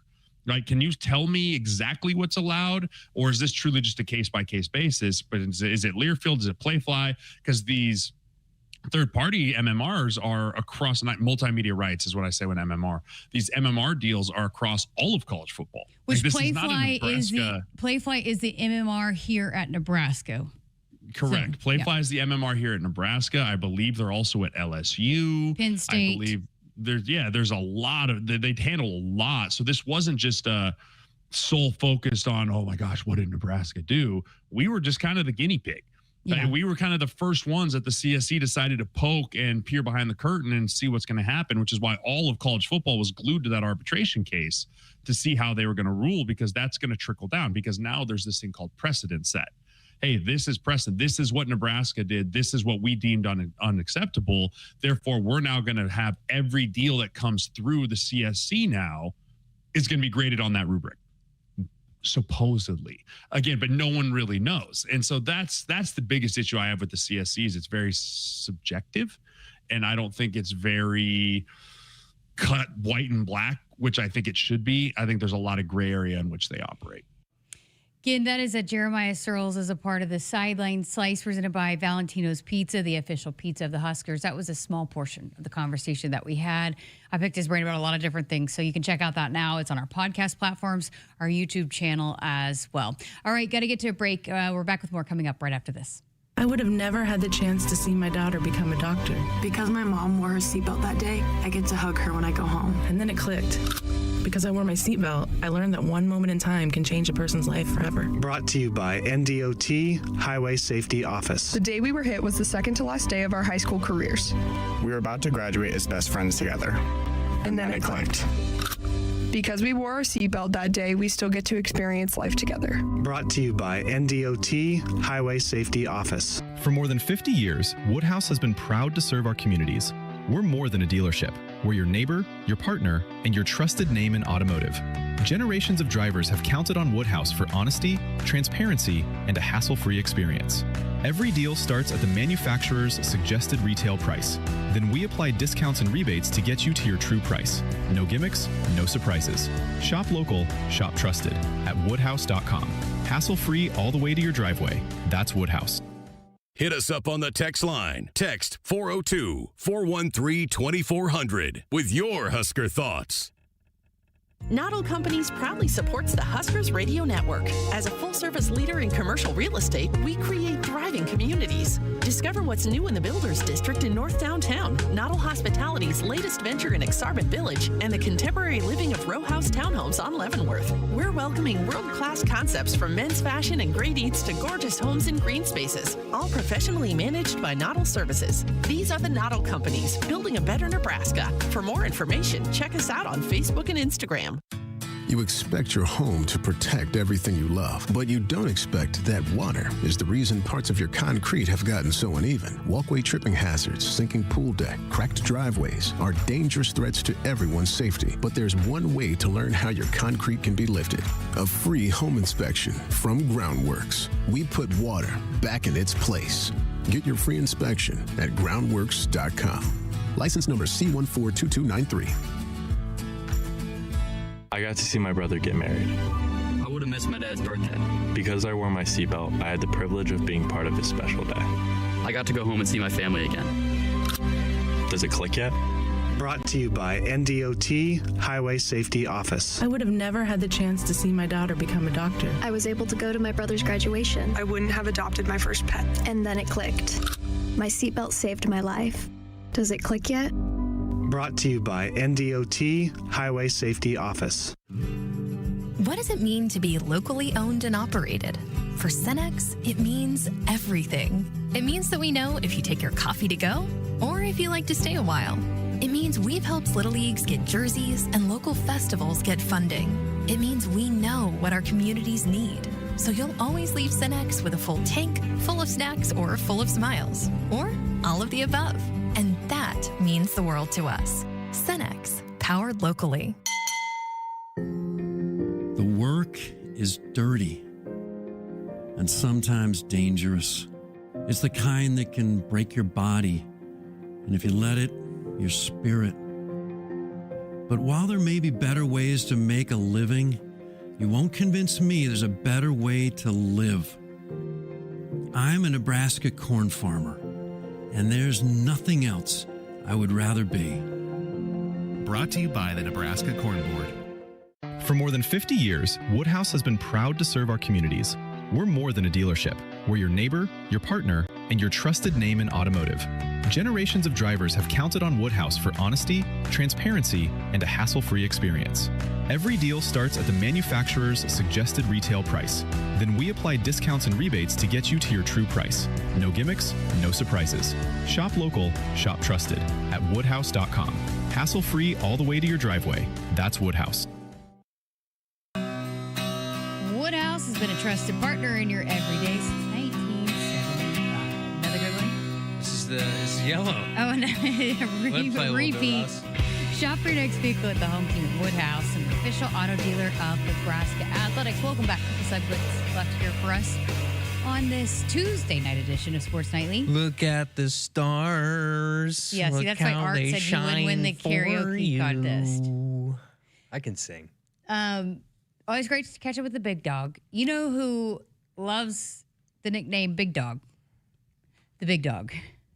He loves Big Dog. Sirles loves when you call him Big Dog. He sends me memes on Instagram all the time about. I didn't know it was like, I guess, kind of a big thing. And I think he even bought a hat that says the Big Dog, right? I saw a reel on Instagram of him teaching the next generation, or it might have been college level. He's got to stay sharp when he's coaching, so that's why he was doing it on the field when he's all by himself down there. He was doing his pass blocking motions. He's in. I think he's always in mode for football. Yeah. It's ingrained. I think even when he's golfing, he's probably, if you're in that foursome, he's probably going to block you into a lake or something, if your buddy's in a sand trap. Ahead of him, he's down there doing he's on the putting green doing quick first step movements, Oh, absolutely. Absolutely. He's in it. He's in it.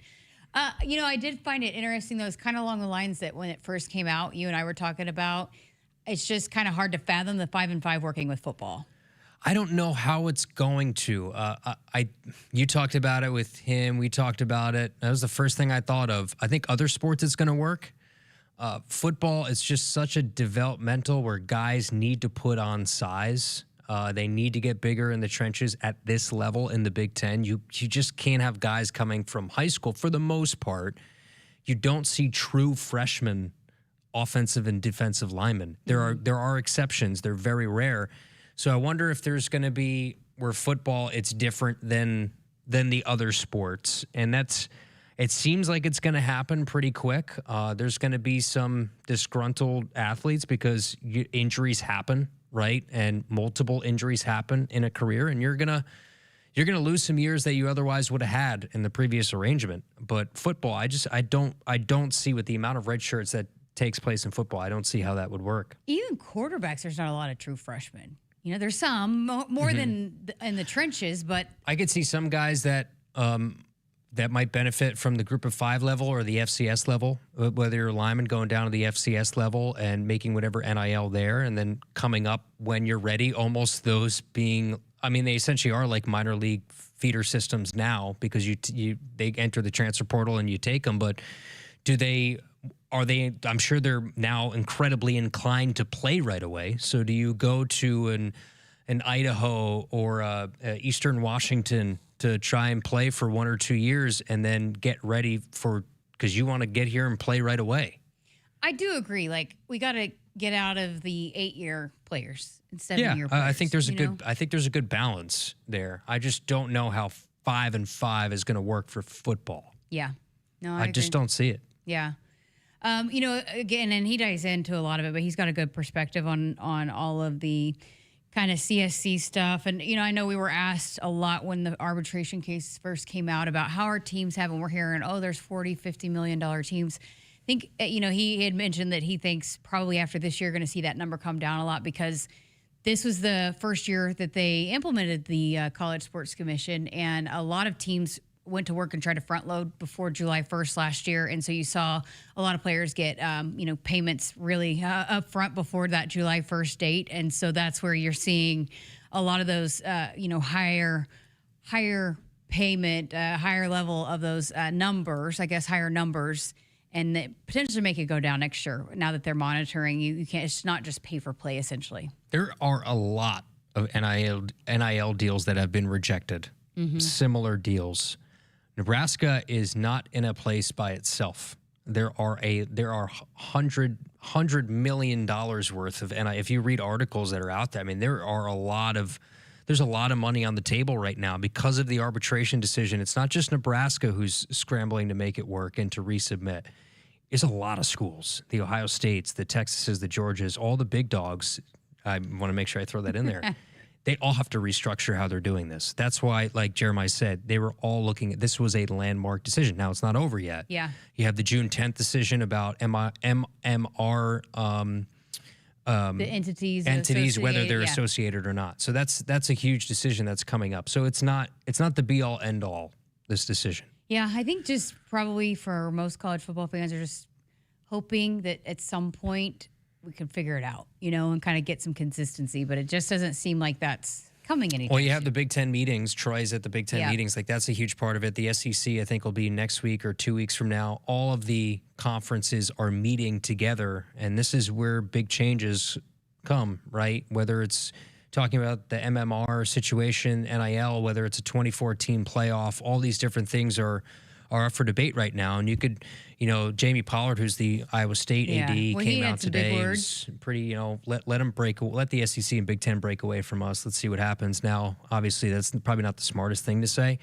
but you could tell like there's a legit clashing of, because a lot of these guys, they think highly of themselves and they have big opinions, and rightfully so. They've gotten to great positions in their careers, but conference commissioners, like, there's a lot of things that a lot of these leagues are not agreeing on right now, and that's where it's got to start. Like, are the Big Ten and the SEC ever going to agree on a 24-team playoff? I think 3 of the 4 power leagues are in on it, but the SEC's not. You're going to need the SEC to get in on it before you could make that a reality. Everyone thinks it's a foregone conclusion. Well, the SEC's got to be a part of it too.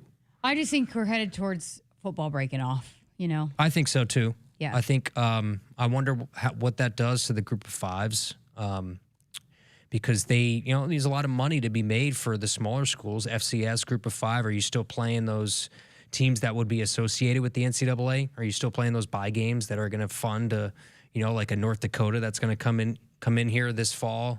Ohio, I'm sure that helps their bank come and play Bowling Green. Like, those games would go away, and that would create a good product for those that are in that super league. But there's a lot of schools that would struggle because of that. Will be fascinating to watch. But again, coming up, June 10th, June 9th? Yeah, June 10th. That ruling is coming down. That could, again, change a lot of things again. So, all right, got to get to a break. We're back to wrap up the show next. For more than 50 years, Woodhouse has been proud to serve our communities. We're more than a dealership. We're your neighbor, your partner, and your trusted name in automotive. Generations of drivers have counted on Woodhouse for honesty, transparency, and a hassle-free experience. Every deal starts at the manufacturer's suggested retail price. Then we apply discounts and rebates to get you to your true price. No gimmicks, no surprises. Shop local, shop trusted at woodhouse.com. Hassle-free all the way to your driveway. That's Woodhouse. Husker fans, if you're looking for a fulfilling career that's financially rewarding and provides flexibility, your local insurance agency is hiring. No matter your skills or interests, there are opportunities for you in the insurance industry. Explore the many ways you can use your skills to protect your community by checking out the IIAN job board. Find your calling and be a part of an industry that makes a difference. Go to iian.org/careers today. Hit us up on the text line. Text 402-413-2400 with your Husker thoughts. What does it mean to be locally owned and operated? For Cenex, it means everything. It means that we know if you take your coffee to go or if you like to stay a while. It means we've helped Little Leagues get jerseys and local festivals get funding. It means we know what our communities need. So you'll always leave Cenex with a full tank, full of snacks, or full of smiles, or all of the above.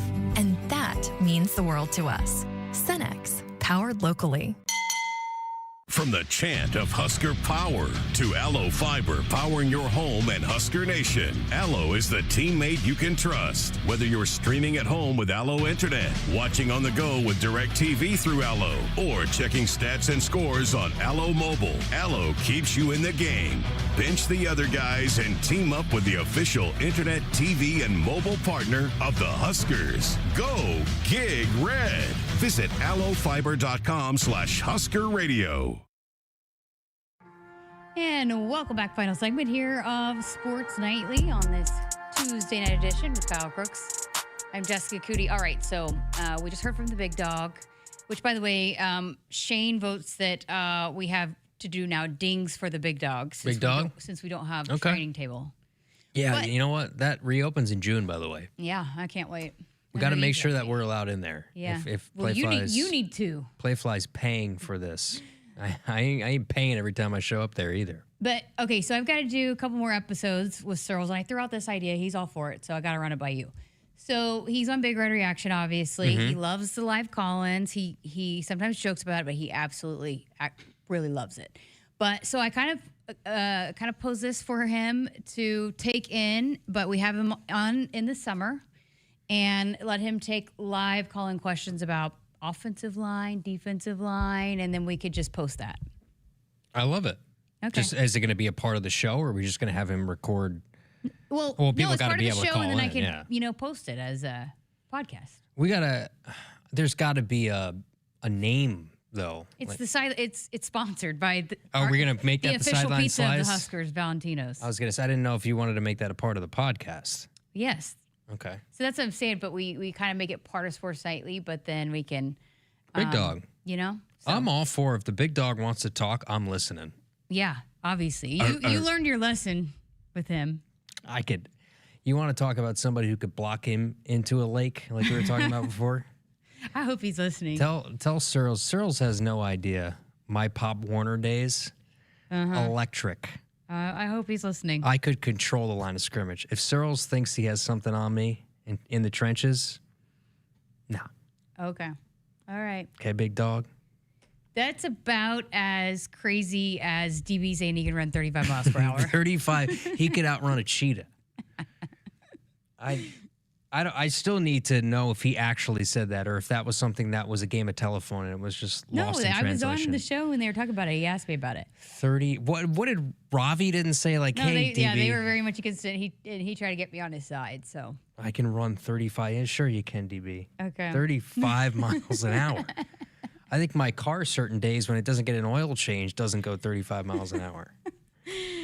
Okay, well, we've talked a lot of softball, baseball throughout this week because it's exciting times for both teams.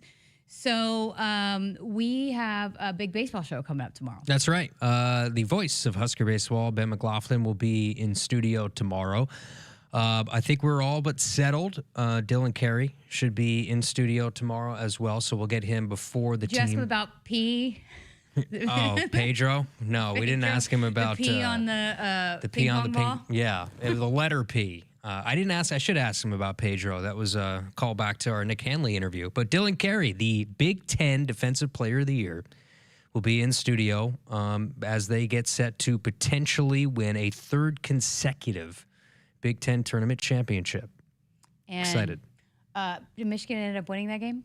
I have no idea. I turned on the Eastern Conference we'll Finals. I don't think it's close to being over yet. Speaking of the Eastern Conference Finals, don't ask me about the Western Conference Finals. No, listen, it was a great game. It's wild. Oh, they blew out Rutgers, by the way, Michigan.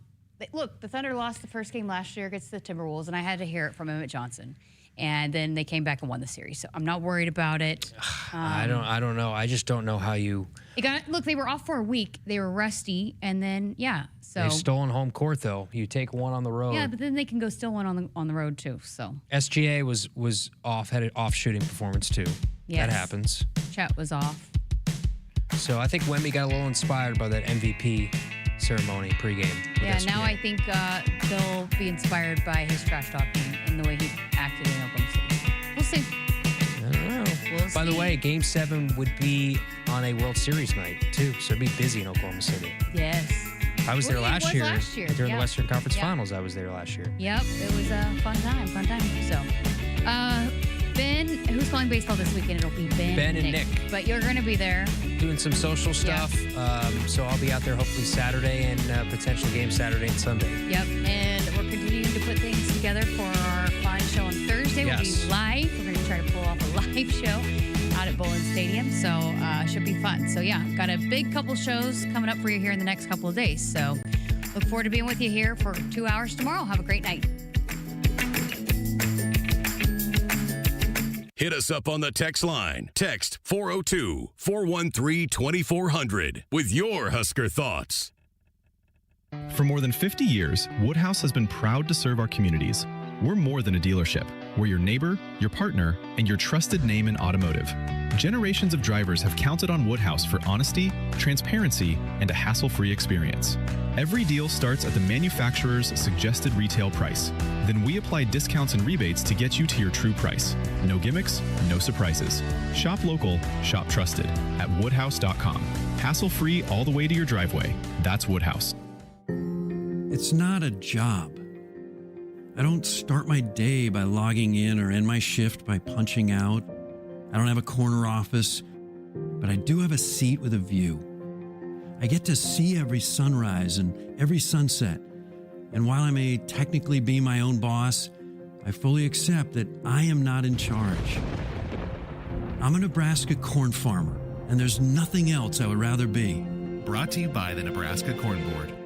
The color red means something to us. It means tough, ready, and powerful. It means our standards are high, and we expect the highest level of performance on and in the field. So while the Huskers are getting it done on the football field, you can count on Massey Ferguson tractors to get it done in your field. With its seamless CVT transmission and efficient AGCO-powered engine, you'll keep charging down the field all season long. Check out the full line of Massey Ferguson equipment at Osceola Implement in Osceola and True Ag and Turf in Falls City, Columbus, and Osmond.